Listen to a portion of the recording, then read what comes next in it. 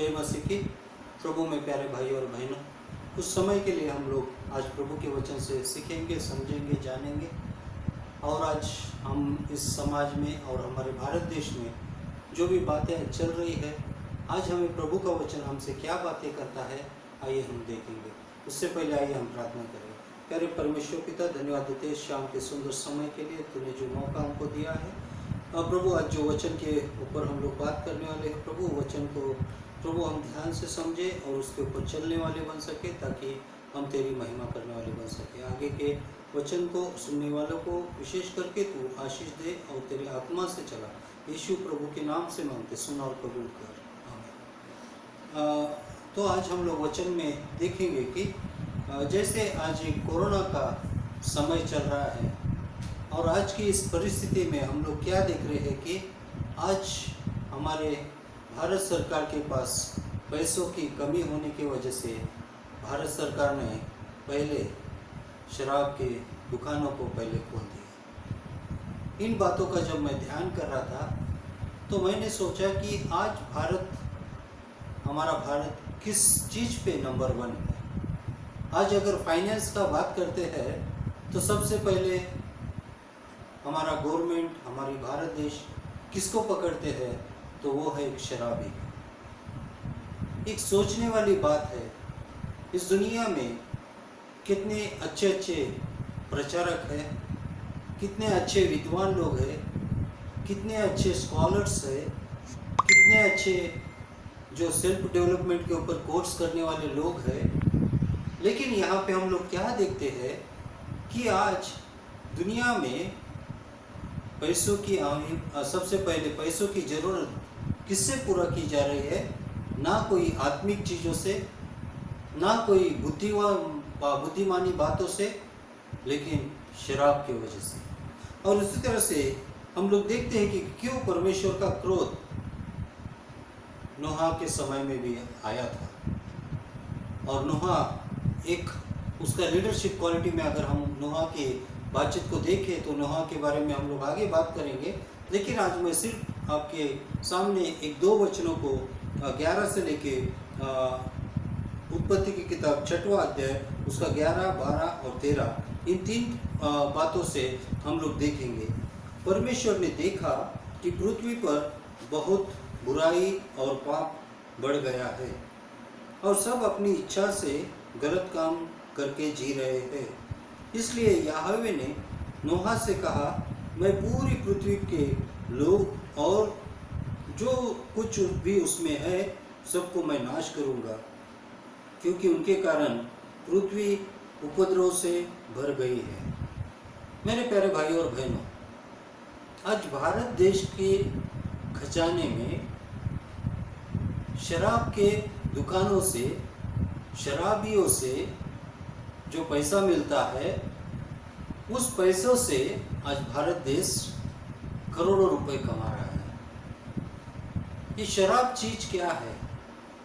ये भारत सरकार के लिए तो एक लाभकारक है, लेकिन क्या कभी आपने सोचा है कि जब एक पति घर पे शराब पी के आता है तो उसके परिवार में क्या होता है? अपने पूरे दिन की कमाई वो एक बोतल में ख़त्म करता है। घर में बच्चे भूखे रहते हैं, पत्नी भूखे रहती है, और वो अपने लालसाओं के कारण वो क्या करता है कि पैसों को उड़ाता है। और इस तरह से क्या सचमुच में हमें इन पैसों से आशीष मिल रही है? मेरे प्यारे भाई और बहनों, आज हमें हमारे भारत देश को शराब की लत से दूर करके काम की लत को लगाना चाहिए। जापान जो भारत के कई एरिया के क्षेत्रफल के अनुसार हम लोग देखेंगे तो वो कितना छोटा सा एक जगह है और उसके ऊपर कितने बार संकट आ गए, लेकिन फिर भी आज जापान हर एक चीज़ों में आगे है। लेकिन हमारा भारत देश किस चीज़ में आगे है? और इसके लिए आज मेरे मन में एक सवाल आया। एक शराब की बोतल के लिए वो एक पल में कम से कम 100-200 रुपये गला देता है। लेकिन एक लेबर जब काम करता है तो पूरे दिन वो काम करने के बाद उसको 300 से 400 रुपये मिल जाते हैं। लेकिन आधी कमाई अगर वो शराब में ही डालेगा और साथ में अगर उसका कोई दोस्त आता है उसको भी पिलाएगा, तो ना वो घर में खुशी लाएगा, ना समाज में खुशी लाएगा, ना अपने जीवन में खुशी लाएगा। और इसके लिए हम लोग देखते हैं कि नोहा के समय में भी लोग क्या कर रहे थे। परमेश्वर ने देखा कि पृथ्वी पर बुराई और पाप बढ़ गए, क्योंकि सब अपनी इच्छा से गलत काम करके जी रहे थे। आज किस तरह से हम लोग इस समाज में शराब बेच के हमारे देश को हम सुधार सकते हैं। और यहाँ पे शराब जो पीने वाले लोग हैं, ज़्यादा परसेंटेज देखा जाए तो झोपड़ियों में रहने वाले, मेहनत करने वाले, ऐसे लोग ही ज़्यादा शराब पीते हैं। और इसके लिए गवर्नमेंट ये मुख्य से शराब की लत को हटा के काम करने की लत को उनको बढ़ा के, जिसमें उनको खुशी मिलेगी, जिसमें उनको समाधान होगा, जैसे कोई ड्राइंग है, पिक्चर है, इस तरह से अलग अलग तरीके से उनको एक प्रोत्साहन करके, जैसे गाना, गीतों को गाना है, इस तरह से अलग अलग एक कैटेगरीज करके उनमें जो भी टैलेंट है उनको बढ़ाने की कोशिश करनी चाहिए। आज हमारा देश अगर शराबियों की वजह से आगे बढ़ता है तो इसका अंत क्या होगा। मेरे प्यारे भाई और बहनों, ये आज सोचने की और समझने की बात है। और मैं जानता हूँ ये सिर्फ नॉन क्रिश्चियन लोग ही शराब नहीं पीते, लेकिन क्रिश्चियन लोग ही ज़्यादा शराब पीते हैं, क्योंकि गोवा और अन्य स्थान पे जाने वाले लोग वहाँ पे एंजॉय करने के लिए जाते हैं। और यहाँ पे हम लोग क्या देखते हैं कि क्या ये परमेश्वर की दृष्टि से सही है। परमेश्वर के वचन में भी एक नशा है जो पवित्र आत्मा का नशा है, जो मन को शांति देता है, घर को संभालता है और बच्चों के जीवन में एक अच्छे संस्कार को उत्पन्न करता है। लेकिन आज हम लोग देख रहे हैं कि आज सारे जगत में ये कोरोना वायरस आने का कारण क्या है।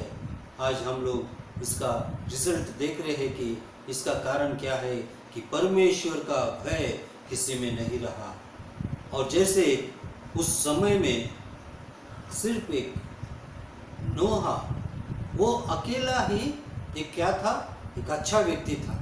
और उसके बारे में क्या बताया गया है कि जब हम लोग 9 के वचन में देखते हैं कि नोहा धर्मी निर्दोष व्यक्ति थे, वो परमेश्वर के साथ चलते थे और उसके लिए परमेश्वर ने उस धर्मी व्यक्ति को, उस निर्दोष व्यक्ति को और परमेश्वर के भय में चलने वाले व्यक्ति को बचा के रखा। और इसी तरह से क्या ये शराबियों के मन में परमेश्वर का भय होता है?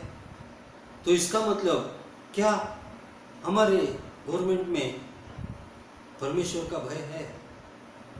आज हम नैतिकता के ऊपर हम लोग क्या कर रहे हैं? विशेष करके मैं पॉलिटिकल लीडर्स गडकरी साहब के बारे में जब भी मैं देखता हूं तो उनको देख के मुझको प्रोत्साहन होता है, जबकि वो एक बीजेपी लीडर है।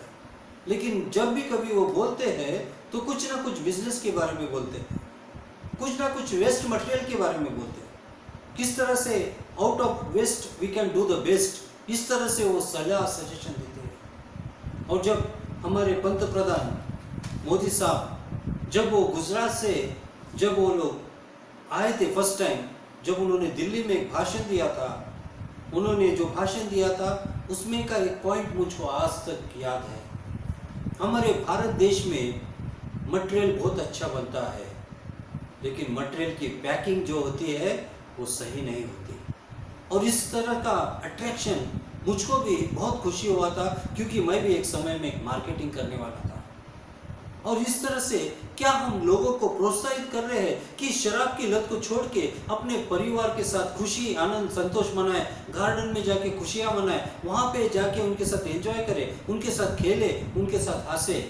क्या हमारा समाज एक स्ट्रांग समाज नहीं बन सकता है? आज हमारे आने वाले जनरेशन के ऊपर हम लोग क्या एक इम्पैक्ट डाल रहे हैं। और इसके लिए मेरे प्यारे भाई और बहनों, जैसे मूसा, जैसे यहाँ पे हम लोग देखते कि नूह जो धर्मी था, निर्दोष व्यक्ति था और परमेश्वर के साथ में चलता था। और उसी तरह से हनोक के जीवन में भी यही एक 3 गुण जो समान हमें दिखाई देते हैं। जब इब्रियों की पत्रिका उसके 11:5 में हम लोग देखते हैं कि हनोक जो था वो एक विश्वासी था, लोगों के बीच में उसकी गवाही थी और उसने परमेश्वर को प्रसन्न करना चाहा और उसके लिए परमेश्वर ने उसको उठाया था। मेरे प्यारे भाई और बहनों, आज अगर हमारा देश सुधरना है तो हमको अपने काम के ऊपर हमको ध्यान देना है, ना कि ऐसे जो बुरी लतों से जो हमारे शरीर को खराब करते हैं, जो हमारे शरीर को गंदा करते हैं, जो हमारे समाज को गंदा करते हैं। क्योंकि परमेश्वर का वचन कहता है कि हमारा शरीर परमेश्वर का मंदिर है और इस मंदिर को कोई भी खराब ना करे। और मेरे प्यारे भाई और बहनों, आप अगर शराब पीते हैं तो इसका जो परिणाम है आपके आने वाले जनरेशन पे बहुत ही खराब होगा। परमेश्वर ने मूसा से कहा था कि मैं तेरे वंश से वंश को आशीष दूंगा। यानी मूसा के बीज, यानी मूसा खुद एक बीज था और उस बीज के फल को परमेश्वर आशीष देगा। इसका मतलब क्या है? मूसा एक अच्छा बीज था और उसका वंश भी एक अच्छा फल लाने वाला बन सकेगा। आज हमें अपने आप से पूछना चाहिए, क्या मैं अपने वंश के लिए शाप लेके जा रहा हूँ या आशीष लेके जा रहा हूँ? मैं उन्हें जीवन देने जा रहा हूँ या मृत्यु देने जा रहा हूँ? आज मेरे भाई और बहनों, आज आपको समझना है, जानना है और प्रभु के भय में चलना है। क्योंकि हम लोग देखते हैं कि सारे ज़माने में सिर्फ परमेश्वर ने उस समय में नोहा से सिर्फ प्यार किया था। आज वो तुमसे भी प्यार करेंगे अगर आप नोहा के जैसे धर्मी है, नोहा के जैसे निर्दोष है और नोहा के जैसे परमेश्वर के साथ में चलने वाले बनेंगे। परमेश्वर करे आप सबको आशीष दे। आइए हम प्रार्थना करें। प्यारे परमेश्वर पिता, हम धन्यवाद देते हैं इस शाम के समय प्रभु, इस छोटे से वचन से तूने हमसे बात किया। इस कोरोना वायरस के समय में हम तेरा ध्यान मनन करें प्रभु, और सारी बुरी बातों को छोड़ के हम तेरे ओर प्रभु प्रार्थना करते हैं कि सब लोग जो लोग प्रभु अपने काम के द्वारा अपना घर चलाते हैं प्रभु, ये शराब की लत उनको छूट के तेरे पवित्र आत्मा में उनको चलाइए, तेरे वचन में उनको बढ़ाइए और आने वाले दिनों में प्रभु ये सुसमाचार सारे लोगों को सुनाने वाले बन सके। ऐसे हम प्रार्थना करते हैं और इस कोरोना वायरस के लिए हम प्रार्थना करते हैं यीशु के नाम से प्रभु, कोरोना वायरस को आप स्टॉप कीजिए। आने वाले दिनों में प्रभु जो लोग प्रभु इससे बीमार है उनको चंगाई दीजिए और प्रभु जो चंगा है इससे बच के रहे। यीशु मसीह के नाम से मांगते, सुनो और कबूल करो।